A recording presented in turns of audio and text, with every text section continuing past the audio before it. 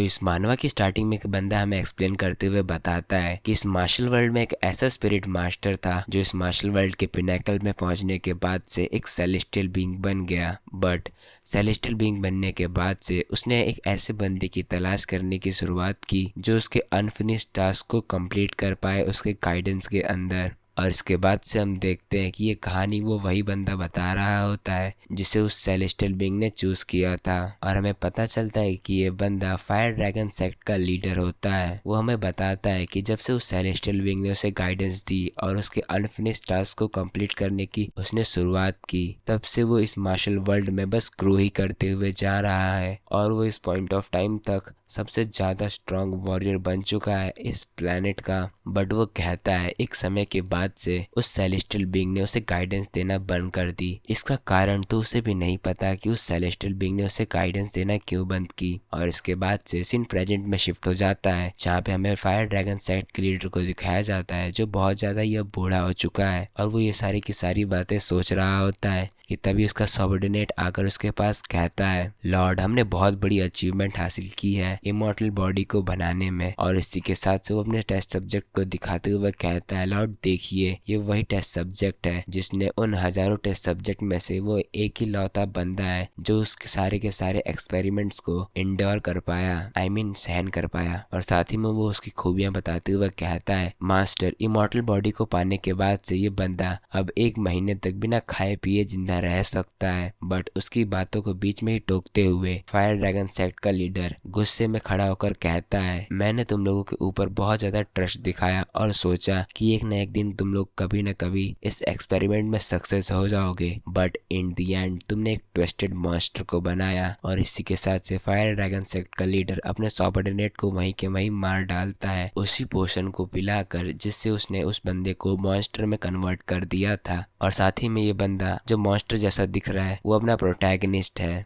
और इसके बाद से फायर ड्रैगन सेक्ट का लीडर बाहर बालकनी में जाते हुए कहता है कि वो जानता है कि वो सेलेस्टियल बीइंग उसके आसपास ही है और वो उसे सुन और समझ दोनों ही सकता है, तो वो क्यों उसके सवालों का जवाब नहीं दे रहा। तो ये सुनकर वो सेलेस्टियल बीइंग उसके पीछे प्रकट हो जाता है, आई मीन आ जाता है। और वो कहता है कि फायर ड्रैगन सेक्ट का लीडर एक बेवकूफ इंसान है जिसने इमॉर्टल बॉडी को पहचानने में बहुत बड़ी भूल कर दी, आई मीन मिस्टेक कर दी। ये सुनकर फायर सेक्ट का लीडर बहुत ज्यादा ही बौखला जाता है और कहता है कि तुम ये मेरे साथ कैसे कर सकते हो, तुमने तो कहा था वो इमॉर्टल बॉडी तुम मुझे दोगे, तो तुमने ऐसे कैसे किसी दूसरे को दे दिया। और जब ये सब वो फायर सेक्ट का लीडर बात कर रहा होता है तभी अपना प्रोटैगनिस्ट उसके ऊपर पीछे से अटैक कर देता है। बट उसके अटैक वो हवा में ही रोक लेता है और कहता है उस सेलेस्टियल बीइंग से कि तुमने मुझे इतना बड़ा धोखा क्यों दिया, मैंने अपनी पूरी जिंदगी तुम्हारे टास्क को कंप्लीट करने में लगा दी और इन दी एंड तुमने मुझे बस धोखा दिया। और ये सुनकर वो सेलेस्टियल बीइंग अपने ट्रू फॉर्म में आ जाता है जिसकी ट्रू फॉर्म देखकर फायर ड्रैगन सेक्ट का लीडर बहुत ज्यादा ही घबरा जाता है और उसकी इतनी ज्यादा अनइमेजिनेबल वाली पावर्स को देखकर वो खुद ही अपने आप से क्वेश्चन करने लगता है उसकी इतने सालों की कल्टीवेशन उस सेलेस्टियल बीइंग के सामने कुछ भी नहीं है। और वो ये सब बातें कर रहा होता है तभी अपना प्रोटैगनिस्ट उसके ऊपर दोबारा हमला करता है और इस बार वो सक्सेस हासिल कर लेता है। वो फायर ड्रैगन सेक्ट के लीडर को मार डालता है और इसी के तुरंत बाद से सेलेस्टियल बीइंग अपने प्रोटैगनिस्ट से मर्ज होते हुए कहता है, क्या तुम बहुत ज्यादा ही नाराज हो कि इन सब लोगों ने तुम्हारी लाइफ को बर्बाद कर दिया और साथ ही में तुम्हारी फैमिली को भी। और इसी के साथ से जो हमारा प्रोटैगनिस्ट था कुछ देर पहले मॉन्स्टर जैसा दिख रहा था अब वो अपनी ट्रू फॉर्म में आई मीन ह्यूमन फॉर्म में आ जाता है। और इसी के साथ से वो दोनों ही आई मीन अपना प्रोटैगनिस्ट और वो सेलेस्टियल बीइंग एक दूसरे से मर्ज हो जाते हैं। अगर मैं मर्ज होना कहूँ तो वो गलत होगा, असल में वो सेलेस्टियल बीइंग अपने प्रोटैगनिस्ट को कुछ पावर्स दे देता है, ये कहना ज्यादा परफेक्ट होगा। और इसके बाद से हमारा प्रोटैगनिस्ट अपना रिवेंज लेते हुए फायर ड्रैगन सेक्ट को खत्म कर देता है और साथ ही में वो सेलेस्टियल बीइंग की पावर की मदद से इस वर्ल्ड का सबसे ज्यादा स्ट्रॉन्गेस्ट वॉरियर बनने की राह में निकल जाता है, आई मीन जर्नी में निकल जाता है। और इसके बाद से सीन शिफ्ट होता है और हमें एक जंगल में बूढ़े वॉरियर को दिखाया जाता है जो एक अबैंडन्ड बिल्डिंग की तरफ बढ़ रहा होता है। और उस अबैंडन्ड बिल्डिंग में हम इस वर्ल्ड के ग्रेटेस्ट वॉरियर्स को देखते हैं जहाँ पर वो बूढ़ा आदमी पहुंचकर कहता है कि उसने एक्सपेक्ट कभी नहीं किया था कि वो लोग सब दोबारा मिलेंगे। और इसके बाद से उन ग्रेटेस्ट वॉरियर में से जो उनका लीडर होता है वो उस बूढ़े आदमी को बताता है कि हाल ही में एक एक बंदा जिसकी मार्शल पावर बहुत ज्यादा है, उसने सेंट्रल डिस्ट्रिक्ट में सेंट्रल सिंगशान में तबाही मचा रखी है और बहुत सारे सेक्ट्स को डिस्ट्रॉय कर दिया है। और इतनी ज्यादा डिस्ट्रक्शन मचाने के बाद से उसे सेंट्रल डिस्ट्रिक्ट में उसका नाम मैड डीमन रखा गया है। और वो सब लोग यहाँ पे इसलिए इकट्ठा हुए हैं कि वो उस बंदे को एलिमिनेट कर पाए। और वो लोग ये सब डिस्कशन कर रहे होते हैं कि तभी बीच में अचानक से जिस गेट से वो बूढ़ा आदमी आया था वो डिस्ट्रॉय हो जाता है और वहां से अपना प्रोटैगनिस्ट, जिसे अब सब लोग मैड डीमन के नाम से जानते हैं, वो एंट्री लेते हुए कहता है कि उसने एक्सपेक्ट नहीं किया था कि यहाँ पे इतने ज्यादा मार्शल आर्ट मास्टर्स होंगे जिनसे उसे लड़ने का मौका मिलेगा। बट वो बूढ़ा वॉरियर अपने प्रोटैगनिस्ट का ऑरा को देखकर वो खुद ही सोच में पड़ जाता है कि उस बंदे ने कितने लोगों को मारा होगा इतने खतरनाक ऑरा को एक्वायर करने के लिए।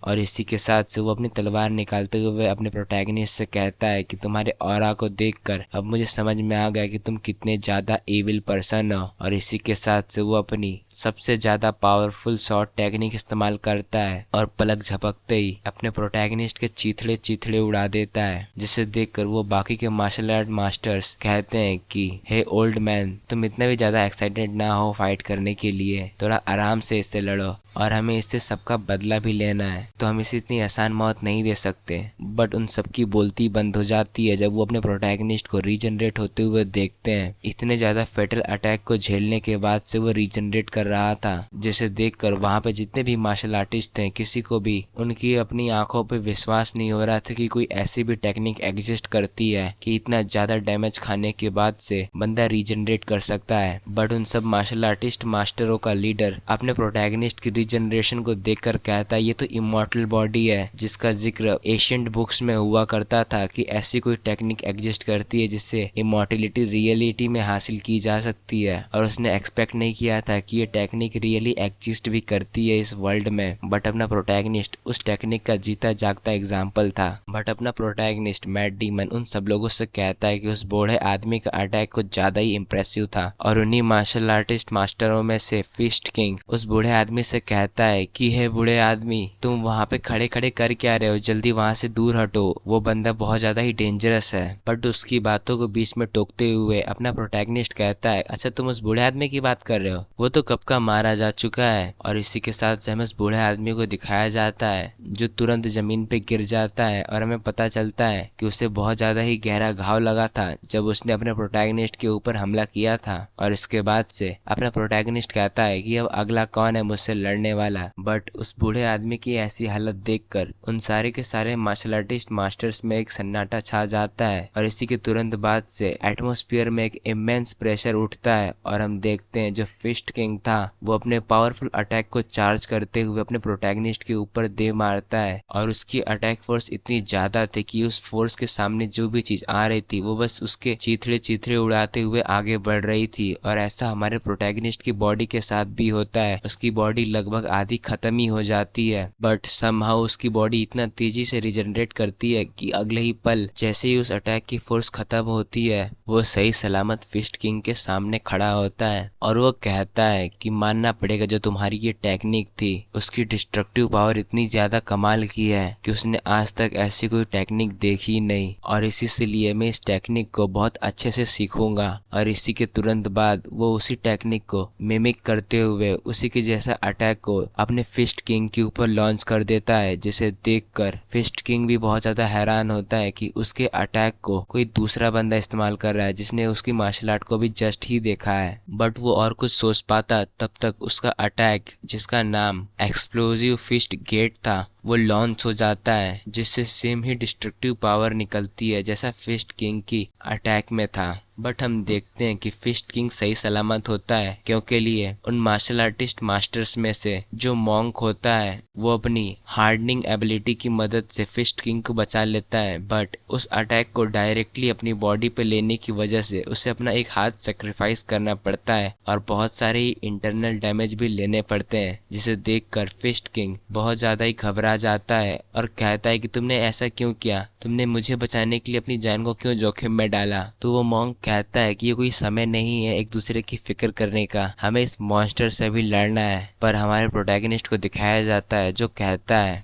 एक ऐसी बॉडी टेक्निक जिसे प्रैक्टिस करने से बॉडी इंडिस्ट्रक्टिबल बन जाती है। ये तो टेक्निक बहुत कमाल की होगी। और इसी के साथ से वो उस मॉन्क की तरफ बढ़ने लगता है उसकी टेक्निक को कॉपी करने के लिए। बट अचानक से एक कोल्ड एनर्जी एटमॉस्फेयर में फैल जाती है और एक शार्प ब्लेड अपने प्रोटैगनिस्ट के चेस्ट से निकलते हुए उसे लगभग आधा जमा देती है। और हम देखते हैं वो उन मार्शल आर्टिस्ट मास्टरों में से एक थी जिसके पास आइस की एबिलिटी थी। और उस लड़की की इतनी कोल्ड एनर्जी देखकर अपना प्रोटैगनिस्ट कहता है कि मानना पड़ेगा, तुम सब के सब इस मार्शल वर्ल्ड के पिनाकल पे पहुंच चुके हो और तुम्हारी मार्शल आर्ट इतनी ज्यादा रिफाइन हो चुकी है कि उसकी कोई भी दांत ना दे पाए। आई मीन कोई कंपैरिजन ही ना हो। बट अपने प्रोटैगनिस्ट को टोकते हुए उन मार्शल आर्टिस्ट मास्टरों का लीडर बढ़ते हुए कहता है कि मुझे ये सुनकर बहुत ज्यादा अच्छा लगा, तुम्हें हमारी मार्शल आर्ट बहुत ज्यादा अच्छी लगी। और इसी के साथ से वो अपनी एक सीक्रेट मार्शल आर्ट इस्तेमाल करता है जिससे बहुत सारी रिवेन अपने प्रोटैगनिस्ट को चारों तरफ से घेरने लगती हैं। और हमें पता चलता है ये एक स्पेशल टाइप की सीलिंग मार्शल आर्ट थी। और देखते ही देखते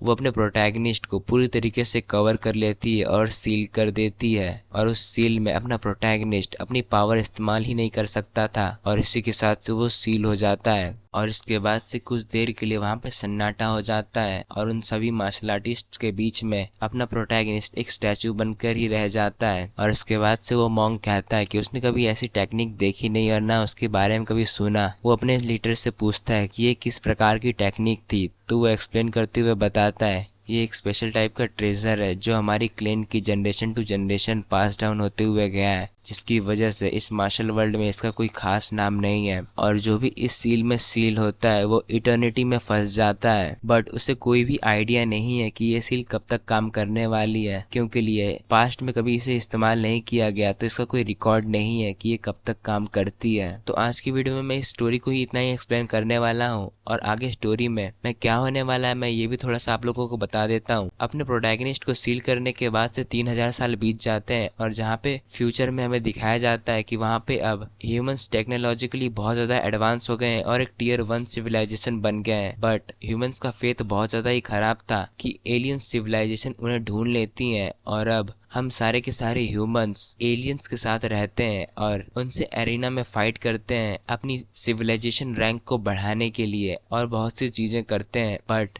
जो मेन प्लॉट है वो ये है कि ह्यूमंस के पास उन एलियंस की जैसी कोई सुपर पावर्स नहीं है लाइक टेलीकिनेसिस, तो जिसकी वजह से हम अपनी रैंक को कभी बढ़ा ही नहीं पाते हैं इस फ्यूचर सिविलाइजेशन में। अगर आपको ये वीडियो पसंद आई होगी तो मुझे ज़रूर बताइए कि क्या मुझे इसका नेक्स्ट पार्ट लाना चाहिए या कोई प्रीवियस सीरीज को ही कंटिन्यू करना चाहिए।